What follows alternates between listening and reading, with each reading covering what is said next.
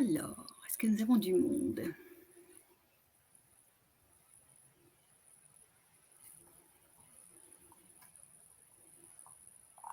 Bonjour, bonjour.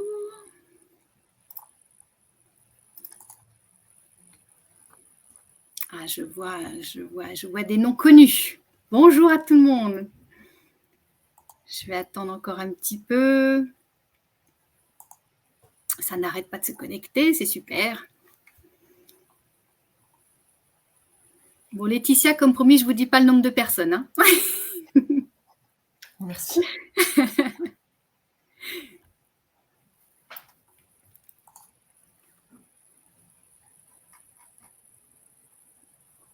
Ça continue, super. Merci à tous de nous rejoindre.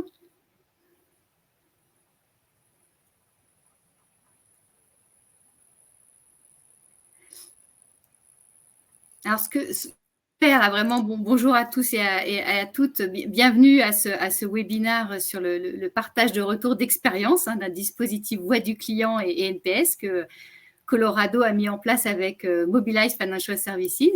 Alors, le temps d'attendre les derniers participants, j'en profite pour vous informer un petit peu du déroulé. Donc, pendant une vingtaine de minutes, Laetitia et moi, on va animer ce webinaire. Il devrait rester une petite dizaine de minutes ensuite pour les questions-réponses. Alors, pour les questions-réponses, je vous invite à les poster quand vous le souhaitez, même si on les traite à la fin.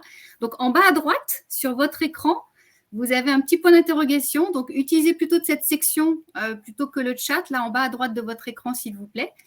Et puis, la dernière chose qu'on demande régulièrement sur un webinaire, c'est le replay. Oui, il vous sera envoyé courant semaine prochaine. Voilà. Donc, à un moment donné, il faut commencer. Je pense qu'on a là suffisamment de monde pour commencer. C'est dire, c'est parti finalement aujourd'hui pour en savoir plus sur comment Mobilize Financial Services a mis en place et anime la voix du client autour du NPS. Et bienvenue encore à tous. Alors, on fait les derniers réglages. Voilà. Aujourd'hui, donc, on a besoin, on a envie avec Laetitia de vous partager 3 principaux retours d'expérience, en fait. Comment on va collecter, centraliser les retours clients avec spécifiquement un challenge multi-pays et multi-marques. Puis, on va se demander comment analyser, comment agir, surtout comment réengager. Et puis, on parlera même du close the loop. Et enfin, justement, comment mesurer le progrès dans le temps. Et là, on vous parlera aussi de la plateforme que l'on a mis, la plateforme de feedback management qu'on a mis à disposition de Mobilize Financial Services qui s'appelle Consumer Live chez Colorado. Voilà, j'espère que ce programme va bien pour tout le monde. Et on est parti. Alors, pour ce faire, moi, j'ai l'immense plaisir d'accueillir Laetitia Valiviane. Alors, Laetitia, je vais vous mettre un petit peu plus gros pour que tout le monde vous voit. Voilà, coucou, dites bonjour au public, qui est notre Global Senior Voice of Customer Manager chez Mobilize Financial Services. Pour ma part, donc Stéphanie Zanzuki, je suis directrice des ventes au sein de la BU Colorado Solutions. On va vite revenir sur le dispositif. Donc, avant peut-être juste de rentrer dans le vif du sujet, Laetitia, est-ce que vous pourriez nous présenter en quelques mots ce que fait Mobilize Financial Services, s'il vous plaît? Bonjour à tous et merci de votre présence. Alors, Mobilize Financial Services a changé de nom il y a 1 an. Peut-être qu'en fait, certains nous connaissent sous la marque RCI Bank and Services ou autrement la DIAC pour la France. Mobilize FS, en fait, c'est la financière des marques de l'alliance Renault, Nissan, Mitsubishi, et nous sommes implantés dans 35 pays. Nous proposons à nos clients des solutions de financement de leurs véhicules, mais aussi d'autres services de mobilité notamment. Et comme nous sommes dans un environnement qui évolue beaucoup, que ce soit le comportement et les attentes de nos clients, le marché automobile, la réglementation, etc., nous devons constamment nous adapter aux nouveaux besoins clients. Super. Et alors, on va rentrer un peu plus dans le vif du sujet. Quels sont les objectifs de mise en place justement d'un dispositif de mesure et de pilotage de la voix des clients à froid? Alors, il y a 7 ans, nous avons pour objectif de mettre la satisfaction client au cœur de nos actions. Et pour y arriver, nous avons voulu mesurer la qualité de l'expérience délivrée à nos clients en les interrogeant à mi-parcours, donc mi-contrat, en vue de mieux répondre à leurs attentes. Nous voulions également pouvoir nous comparer avec la concurrence en réalisant un benchmark à isopérimètre. Et le retour de nos clients, mais également celui de benchmark, se sont avérés très riches d'enseignements et nous ont permis de mieux comprendre où et comment nous améliorer. Alors, on va rentrer encore un petit peu plus dans le détail du pourquoi de ce dispositif et vous allez nous en dire plus encore davantage. Voilà. Alors, pour y arriver, nous avons décidé de mettre en place un programme d'écoute client homogène et centralisé dans 22 pays afin de pouvoir mesurer la satisfaction de nos clients de manière identique et d'identifier les éventuelles raisons d'insatisfaction. Même si notre programme VOC est piloté en centrale, il a été co-construit avec 9 pays que nous avions fait venir au siège. Et nous laissons aussi une certaine autonomie aux pays sur la gestion de leurs alertes, mais aussi sur la mise en place de leur plan d'action. Et enfin, afin de nous aider à progresser, il était très important de définir un indicateur de fidélité et de référence pour l'entreprise. Cet indicateur, c'est le Net Promoter Score. Et nous fixons des objectifs au pays chaque année sur cet indicateur. Très bien, merci beaucoup. Alors, là, maintenant, on a expliqué le pourquoi. Vous allez nous parler du comment et vous allez pouvoir nous détailler maintenant les étapes de mise en place du dispositif de mesure de la voix des clients, en fait, justement. Alors, la construction du programme Vox se base sur 3 ou 4 étapes qui sont clés. La première, c'est l'écoute de nos clients en collectant leur voix, donc la mise en place d'enquêtes de satisfaction. La deuxième, c'est l'analyse des résultats et la priorisation des actions, parce qu'on ne peut pas tout faire, clairement. Et ensuite, la mise en place d'actions correctives, que ce soit la gestion des alertes clients à très court terme, ou bien l'amélioration de nos process à plus ou moins long terme. Et enfin, bien sûr, la mesure du progrès dans le temps. Super. Et dites-moi, Laetitia, est-ce qu'il y a des spécificités chez Mobilize Financial Services ? Alors oui, effectivement, il y a des spécificités. Alors même si nous sommes en train d'harmoniser, au lancement, nous avions entre 2 et 3 marques commerciales différentes, selon les pays et selon la marque du véhicule financé, soit en tout environ une 60aine de marques à gérer et autant de logos différents. Et de vague en vague, en plus, nous avons dû nous adapter et mettre à jour certaines marques avec l'aide précieuse de Colorado. L'enquête est en place dans 22 pays, donc nous avons également 14 langues à gérer et nous avons dû nous assurer de la bonne traduction de l'enquête par les pays afin d'être certains de mesurer la VOC de manière uniforme parce que certains pays avaient tendance à changer les questions. Et dans ce contexte, la définition d'un planning hyper détaillé et surtout le respect des délais sont à la fois un vrai challenge, mais aussi un des facteurs clés de succès.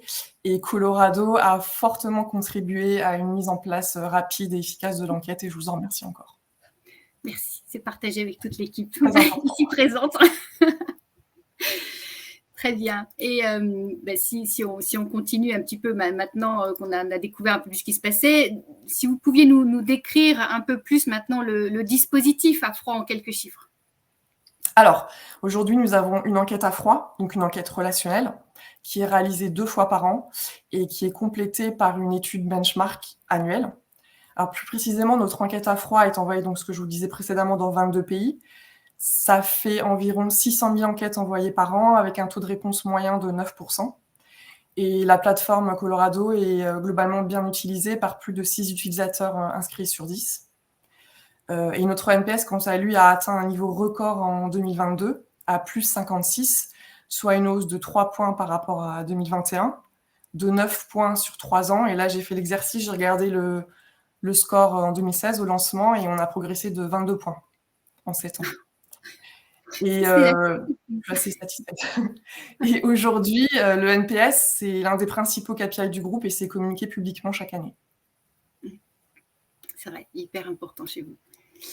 Alors, on va pouvoir passer sur la suite. Comment la deuxième étape, finalement, analyser, agir, prioriser pour pouvoir réengager et toujours s'améliorer, en fait. Donc, là-dessus, Laetitia, quelles vont être les actions que vous avez mis en place pour réengager, justement, plus particulièrement les clients insatisfaits? D'accord. Alors, nous avons 2 types d'actions. D'abord, l'Inner Loop, qui consiste à générer et traiter les alertes clients qui répondent au questionnaire, traiter ces alertes dans un délai aussi court que possible pour permettre leur réengagement rapide. Surtout qu'on a la chance que ces clients soient encore prêts à nous écouter. Donc autant essayer de corriger le tir et d'améliorer une expérience malheureuse. Et ensuite, nous avons l'outer loop, qui consiste à identifier et prioriser des axes d'amélioration et définir des plans d'action pour améliorer nos process sur le long terme. Et on va pouvoir regarder tout ça un peu plus en détail avec vous, Stéphanie, qui allait nous présenter notre plateforme. Oui, alors, tout à fait, merci. Merci pour l'introduction. Alors, on va se mettre dans la peau du Customer Care, finalement, chez Mobilize Financial Services. Là, on est à l'étape où le fameux Customer Care, il a reçu une alerte qui l'invite à prendre connaissance d'une expérience déceptive, comme vous le disiez, et il va aller regarder en détail sur la plateforme ce qui se passe. Donc là, vous avez une capture d'écran. Pour des raisons évidentes de confidentialité et respect du RGPD, voilà, on vous masque certaines informations. Donc, avant de recontacter son client insatisfait, il y a 2 types d'informations qui vont être à sa disposition pour le recontacter. Il y a un premier cartouche tout en haut là, qui permet de reprendre toutes les informations qu'on peut avoir. Alors, elles viennent de votre CRM, on peut parler de métadata, en fait, tout ce qui donne un petit peu le contexte sur le client. S'il a même déjà répondu, puisqu'on a des petites règles sur des enquêtes précédentes, il y aura même l'historique des précédentes réponses. Et puis, le deuxième cartouche du bas, le Customer Care, il va prendre connaissance des réponses au questionnaire, les scores et bien sûr, surtout, le commentaire. Alors là, on vous en a mis un en espagnol. Voilà, on vous laisse le découvrir. Donc là, à ce moment-là, le Customer Care, il commence à se faire une petite tête bien faite du contexte de l'insatisfaction et il va pouvoir passer à l'action. Donc concrètement, l'action, ça va se passer comment ? Sur la plateforme, on a vraiment un module complet pour les actions de réengagement. Alors, je vous emmène avec moi, complètement à gauche là, de l'écran. Il va y avoir un certain nombre de menus déroulants. Ces menus déroulants, ils vont être personnalisés selon les besoins. Et ça va permettre de détailler finalement le type d'action de réengagement. Mais ça va permettre aussi de lister finalement tout ce qui a été fait. Donc, on va par exemple tracer le canal de recontact. Est-ce que je l'ai recontacté par email ou par courrier ? Le nom du manager qui a fait l'action. On va aussi bien clôturer l'alerte et se dire, il y a un statut, elle est en cours, elle est clôturée. Et on va même aller un petit peu plus loin. Et avec Mobilize Financial Services, on a vraiment creusé, par exemple, les principaux motifs d'insatisfaction. Donc, on a vraiment une grande liste maintenant qui a été bien validée et qui permet justement au Customer Care de cocher finalement un ou 2 principaux motifs d'insatisfaction. Il va sauvegarder tout ce qu'il fait, ce qui fait que quand vous regardez au milieu de l'écran, tout ce qui va être fait est listé, daté, donc historisé. Donc, n'importe quelle personne qui va se reconnecter sur la plateforme peut voir ce qui a été fait pour ce client-là en particulier. Et puis, à droite, on vous a mis un exemple juste pour que vous ayez une idée de ce qui se passe, c'est-à-dire qu'il est possible de pouvoir bénéficier de modèles prédéfinis qui sont personnalisés, bien sûr, pour Mobilize Financial Services. L'idée, c'est toujours de faciliter la vie de celui qui est en charge du réengagement, d'éviter de ressaisir des choses, aussi d'harmoniser les réponses. Je vous rappelle qu'on est toujours sur nos 22 pays, qui peuvent chacun l'avoir dans leur langue, bien sûr. Donc, tout ce que l'on fait ici, c'est un réengagement individuel, c'est un contact client par client. Et pour aller plus loin, ensuite, toutes ces actions-là, elles peuvent être cumulées pour avoir une vision un peu plus hélicoptère, un peu plus transverse. Donc là, la partie Customer Care, elle se termine. Et là, qu'est-ce qui se passe ? On a le relais du manager VOC chez Mobilize Financial Services qui va analyser les résultats et qui va décider ou pas de mettre en place un plan d'action transverse. Alors là, tout à l'heure, je vous parlais de motifs d'insatisfaction qui ont été bien détaillés ici. Et les différentes actions de réengagement individuel, elles vont faire remonter, par exemple, que c'est plutôt une thématique prix, une thématique process, une thématique véhicule. Et tout ça, ça va permettre vraiment de permettre au manager VOC de décider s'il faut ou pas, cette fois-ci, là, sur cette vague-là, travailler plus sur un plan d'action transverse parce qu'on voit qu'il y a vraiment un pic sur une particularité de motif d'insatisfaction suite aux remontées de tous les réengagements individuels. Voilà. Alors, ensuite, pour aller un petit peu plus loin, on s'est posé la question ensemble. Il nous a semblé important avec Laetitia de vous partager, comme dans le retour d'expérience, comment Mobilize Financial Services s'assurait que le réengagement client était fait. Et on a mis en place, du coup, ensemble, le fameux close the loop. Alors, qu'est-ce que c'est ? Une fois qu'en fait, les équipes ont été habituées à la plateforme, qu'elles suivaient le process de réengagement, au fil des années, je pense qu'on peut même parler de maturité, on a proposé de mettre en place un questionnaire post-recontact, donc le fameux questionnaire qu'on appelle close the loop. Donc, finalement, qu'est-ce qu'on se dit ? On se dit que la boucle est bouclée, si on avait à le traduire, avec un process assez simple. Dès qu'une fiche client, une alerte insatisfaite est passée en statut clôturé par le Customer Care, ce qu'on a vu juste avant, il y a un deuxième questionnaire qui part, le questionnaire post-recontact, automatiquement au client. C'est assez simple, hein, donc il est composé de 3 questions. Donc vous voyez qu'il y a, est-ce que vous avez été recontacté ? Déjà, oui, non, on vérifie quand même. Ensuite, on demande une note de recommandation. Donc, chez Mobilize, effectivement, c'est la note NPS qui a été choisie puisque c'est l'un des indicateurs clés. Astuce, à ce moment-là, on rappelle, bien sûr, au répondant la note qu'il a précédemment donnée. Et vous allez voir ce qui va se passer parce qu'en faisant ça, voilà, et puis la troisième question, pardon, c'est le commentaire, hein, bien sûr. Donc, je vais vous montrer le résultat tout de suite. Vous allez voir. En fait, je vous montre ici un extrait du tableau de bord sur le questionnaire post-recontact. Et on a pu constater que sur une période donnée, on pouvait avoir jusqu'à plus 3 points. Alors, je parle 3 points sur une échelle de 10, hein, de 0 à 10. Donc, entre la première enquête qui est à gauche, en bas à gauche sur votre écran, vous voyez que voilà, l'alerte des insatisfaits, elle était à 2,9 sur 10 pour tous les mécontents. Et une fois qu'on leur a demandé leur avis, qu'on les a recontactés par courrier, par mail, en tout cas, il y a eu un échange. Ben, là, c'est plus 3,4 points exactement, si on est précis. Donc, franchement, à ce moment-là, on peut parler de double avantage ou bénéfice. Pourquoi ? Parce que pour les équipes, c'est particulièrement motivant de voir la valorisation de leur travail de réengagement, toute l'équipe Customer Care. Et puis, au niveau client, bah, bien sûr, ça assure une satisfaction. Et je vais même rebondir sur l'objectif cité par Laetitia précédemment. On va assurer d'une certaine manière la fidélisation de ces clients qu'on a pris la peine de recontacter et d'écouter. Voilà. Donc là, on aura fait le tour de la partie réengagement. Donc, on va glisser naturellement vers la troisième partie ou la dernière étape. Donc, comment on mesure les progrès dans le temps. Et pour ça, ben, on a, en tout cas, les équipes de Mobilize Financial Services ont accès à la plateforme. Ils vont le suivre de manière détaillée. Alors là, on a le droit de vous montrer effectivement ce qui peut se passer pour le NPS. Vous avez à gauche toujours une jauge, c'est présenté de la même manière avec un instant T. Vous avez le détail des promoteurs, des passifs, des détracteurs.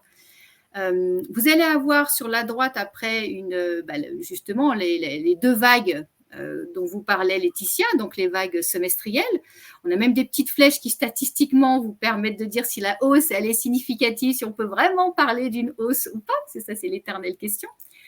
Et puis, complètement à droite, vous voyez Filter Selection, c'est une série de filtres qui va être mis à disposition. Et c'est là que c'est hyper intéressant de creuser, de mieux comprendre ce que veut dire ce NPS, parce que quand on le regarde selon un véhicule électrique ou thermique, on n'a pas forcément le même résultat. Un véhicule neuf ou d'occasion, non plus.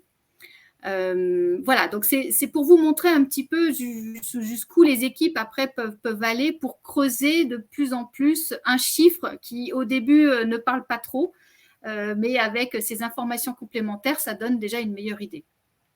Il vous a peut-être pas échappé que la plateforme est en anglais parce que pour le groupe auprès des 22 pays, il a été décidé que ce soit en anglais. Ben, on a quand même 2 exceptions de pays qui nous ont demandé de l'avoir dans leur propre langue.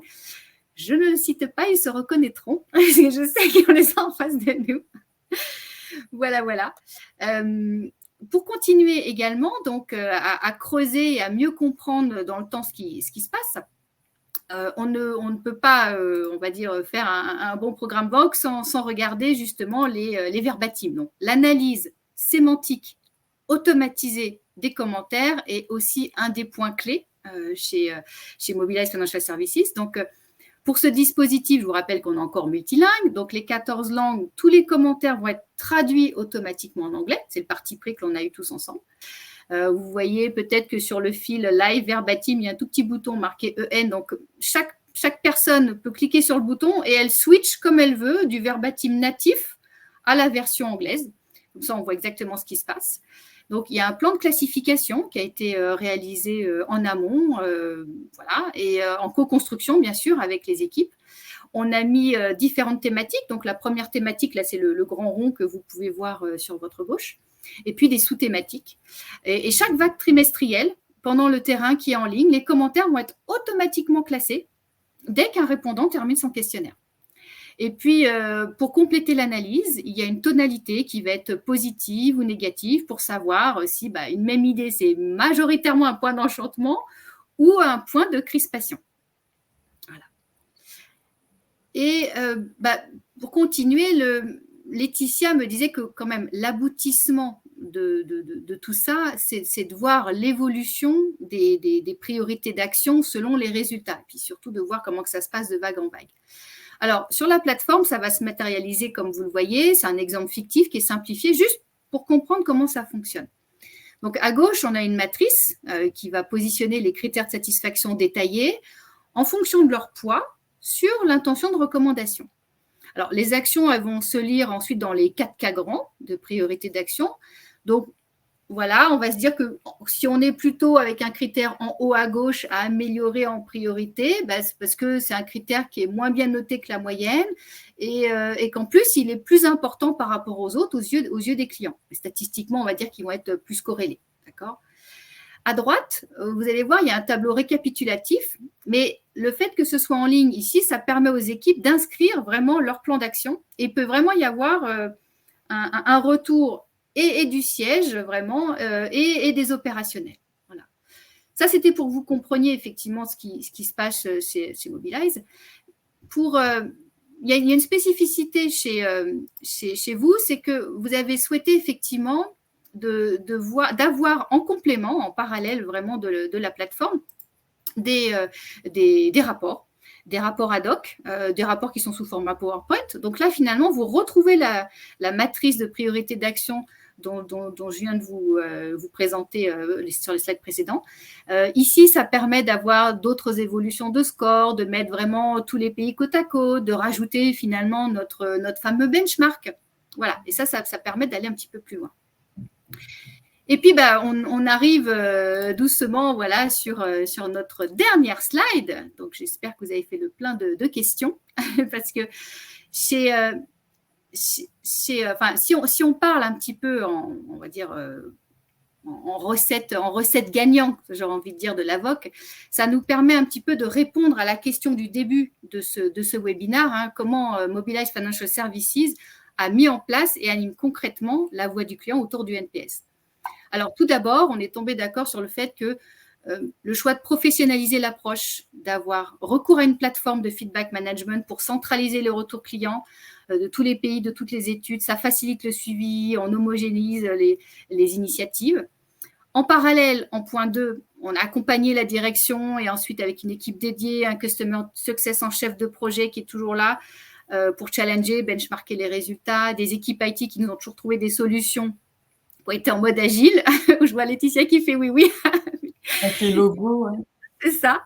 Et ensuite, forcément, ça revient chez vous, puisque le troisième point, la recette gagnante, c'est la mobilisation. Franchement, les opérationnels du réseau, les pays, ça a été essentiel. Ils jouent et ils continuent de jouer le jeu du réengagement. Donc ça, c'est important. Et puis, le suivi du NPS, j'ai essayé de vous le montrer avec Laetitia de différentes manières, mais il faut qu'il soit... Il est suivi, mais il doit être détaillé. Il doit être vu avec d'autres indicateurs et ça permet d'avoir des plans d'action au niveau local et puis transverse. Et puis, Laetitia, je crois que je vais vous laisser conclure sur le dernier point parce que j'imagine que Mobilize Financial Services a différentes études pour piloter la voie des clients. Oui, alors aujourd'hui, nous avons évoqué un périmètre à froid, donc une enquête relationnelle. Mais en parallèle, nous avons également mis en place, mais dans un deuxième temps, une enquête à chaud, donc une enquête transactionnelle, qui nous permet de mesurer la qualité aussi de notre service client. Cette enquête, elle est également dans plusieurs pays. Et clairement, ces deux enquêtes sont totalement complémentaires pour un programme VOC. L'une va vraiment nous dire à quel moment, déjà la qualité de l'expérience qu'on délivre dans son ensemble, à quel moment il va falloir qu'on s'améliore. Et l'autre va vraiment plus venir nous dire comment. Mais l'une ne va pas sans l'autre, je pense. Les deux sont complémentaires. C'est ça. Merci beaucoup, Laetitia. Alors, on est sur la fin et comme promis, voilà, on va essayer de voir la petite session de questions-réponses. Donc maintenant, je vais aller cliquer dans les questions pour voir un petit peu ce qui nous est demandé. Donc, là, voilà, on nous demande, vous avez parlé du benchmark, mais est-ce que vous pouvez nous en dire plus un peu plus concrètement? D'accord. En fait, Laetitia, le benchmark, c'était un prérequis, de toute façon, pour mieux interpréter les Alors résultats. déjà, pour être sûr qu'on se comparait à isopérimètre, parce que NPS, ça peut... Bon, nous, on a décidé, moi, je pense que c'est important de le mesurer à froid, parce que c'est vraiment l'ensemble du parcours qu'on veut mesurer, mais certains le mesurent à chaud. Et on a différents secteurs qui communiquent sur NPS, mais parfois, on ne compare pas à isopérimètre. Donc, ce qui était vraiment important pour nous, c'est d'avoir le même questionnaire envoyé aux clients de la concurrence. Et on a un benchmark qui mesure le NPS des clients des captives, donc les financières des autres constructeurs, mais aussi d'autres financières qui sont des concurrents directs comme CTLM, etc., qui ne sont pas des captives. Oui, chaque pays, en fait, a choisi un peu les concurrents vers lesquels il voulait se mesurer, en fait. Donc, voilà. Et si ça intéresse, le dernier benchmark, donc celui de l'année dernière, nous a donné 2 scores de NPS, un NPS à plus 33 pour les autres captives, tout pays confondu, et plus 24 pour les financières. Je prends une autre question. Est-ce que... Alors, attendez, qu'est-ce que j'ai? J'espère que ça répond à la question. J'espère que ça répond à la question, surtout. Alors, c'est vrai qu'il y en a qui n'ont pas d'interaction. On a une autre question. Est-ce que les données de la plateforme sont remontées dans le CRM de Mobilize Financial Services? Pas à ce stade. Alors, tous les pays d'un point de vue technique, en fait, tout n'est pas encore homogénéisé. On est en train de mettre en place des CRM partout. Mais à terme, c'est l'objectif. Mais à ce stade, non. D'accord. Sauf si je dis une bêtise, mais je pense pas. Alors, une question. Sous quel format sont diffusées les enquêtes? Ah, alors, oui, peut-être qu'on l'a peut-être pas dit au début. On le fait sous 2 formats. Le canal de Connect, pardon, c'est l'email et le SMS, en fait. Et, alors, pour tout ce qui est géré par Colorado. Et ça. Après, pour certains pays, on a des contraintes légales qui font que les enquêtes sont gérées en local et après, les résultats sont intégrés dans la plateforme. Et c'est géré par téléphone. Pas partout, mais aussi par téléphone. Donc, Cathy, Kawi. Principalement email, un peu de SMS ou pas mal, vous m'avez dit. Oui, pas mal. Ouais. Et le téléphone. En fait, à partir du moment où on n'a pas l'email qui est renseigné, le système va aller chercher automatiquement le téléphone pour être sûr de pouvoir récupérer le maximum de clients, en fait. Alors, une question. Alors, c'est vrai que ça, on n'avait pas forcément décidé d'en parler. C'était combien de clients sont recontactés par mois, par qui? Donc ça, il y a certaines informations qu'on a souhaité garder, voilà, par devers nous plutôt confidentielles. Comme je sais la personne qui pose la question, je pourrais éventuellement après en discuter avec vous pour vous donner des ordres de grandeur, mais d'une manière générale, en fait, si ça vous intéresse. Voilà. Et par qui? C'était le Customer Care qui s'occupe du réengagement. Donc, Laetitia, peut-être que vous pouvez nous préciser juste parce qu'on entend par Customer Care chez Mobilize Financial Services. Alors, ça dépend, en fait. La gestion des alertes, elle est soit faite par la plateforme Les Opérations, ou dans certains pays, on a en plus en parallèle un Customer Care vraiment dédié avec des agents qui sont vraiment formés au Customer Care et qui vont gérer les alertes clients. Ça dépend, en fait. Ça varie d'un pays à l'autre. Et en termes de volumétrie, c'est sûr que pour répondre, je ne sais pas, peut-être que la question est liée à ça, mais ça peut faire peur.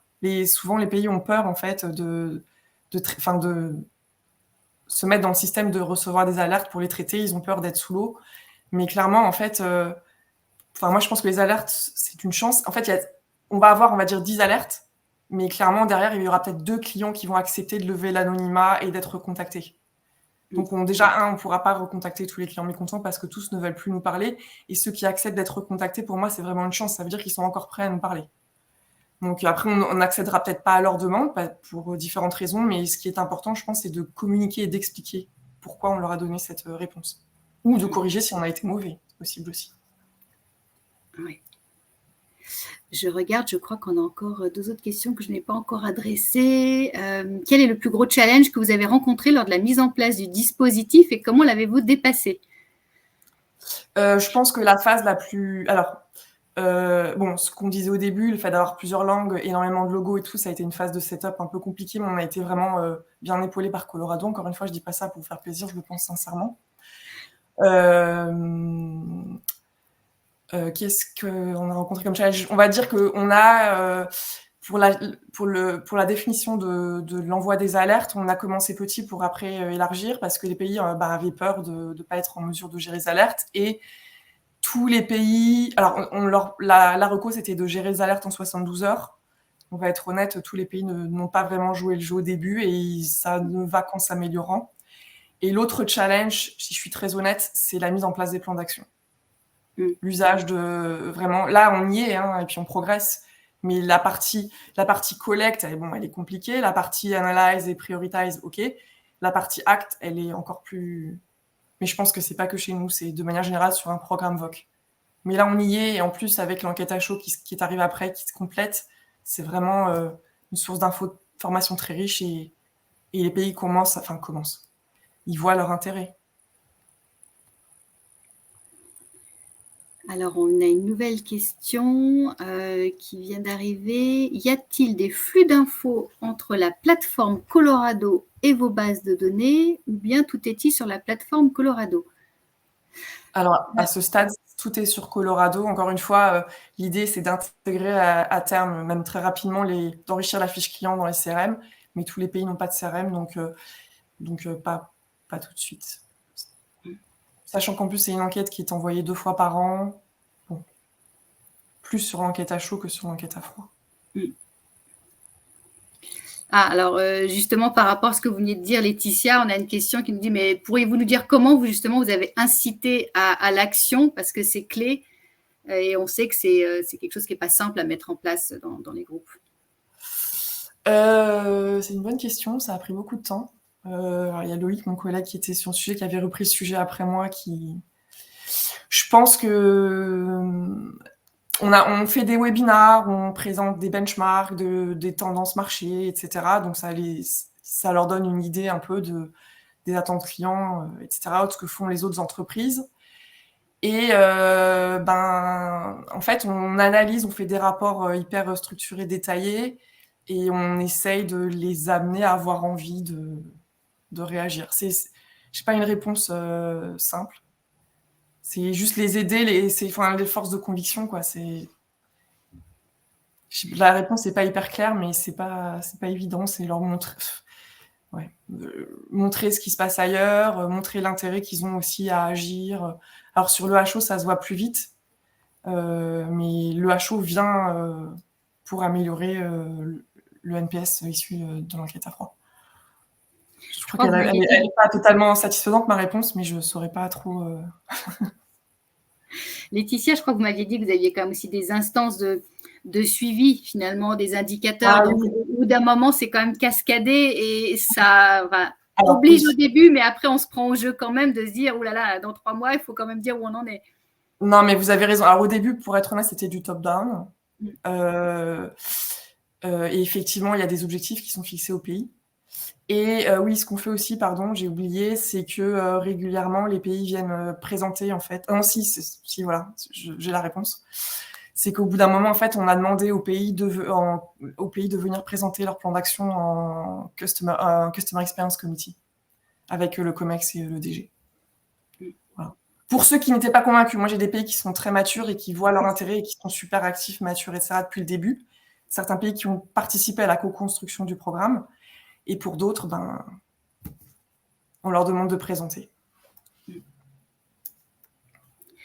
Alors, je vais essayer de prendre, on va déborder un petit peu, mais est-ce que les enquêtes relationnelles sont directement intégrées dans la plateforme? Relationnelles. En fait, oui. Enfin, là, on parle des enquêtes relationnelles, justement. Ou alors, j'ai peut-être pas bien saisi la question. les enquêtes relationnelles sont directement intégrées dans la plateforme, puisque ça part de la plateforme. On a tous les fichiers de tous les pays. On envoie par email ou par SMS. Et après, on a une table de répondants. Vraiment, on a l'intégralité des enquêtes. Je ne sais pas si vous voulez reposer votre question, si c'était ça. Mais c'est bien intégré sur la plateforme. J'essaye de parcourir parce qu'on a quand même encore d'autres questions. Alors, on en a une autre ici.